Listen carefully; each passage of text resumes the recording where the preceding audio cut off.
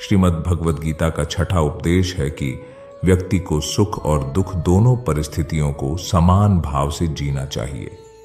जिस तरह हम खुशियों का स्वागत करते हैं, उसी तरह दुख को भी स्वीकार करना चाहिए, क्योंकि जीवन की पूर्णता सुख और दुख दोनों से होती है।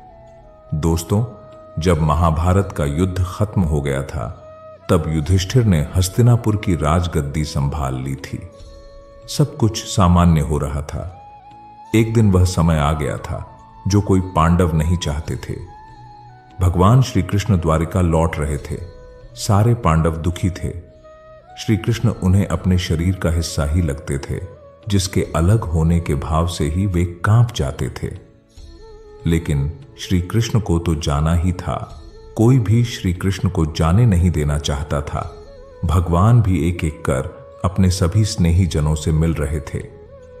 सबसे मिलकर उन्हें कुछ न कुछ उपहार देकर श्री कृष्ण ने विदा ली। अंत में वे पांडवों की माता और अपनी बुआ कुंती से मिले। श्री कृष्ण ने कुंती से कहा, बुआ, आपने आज तक अपने लिए मुझसे कुछ नहीं मांगा। आज कुछ मांग लीजिए। मैं आपको कुछ देना चाहता हूं।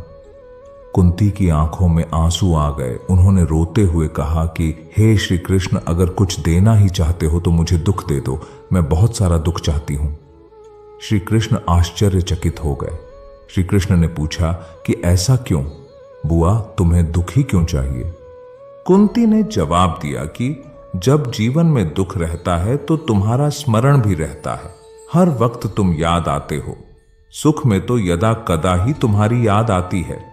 तुम याद आओगे तो मैं तुम्हारी पूजा और प्रार्थना भी कर सकूंगी।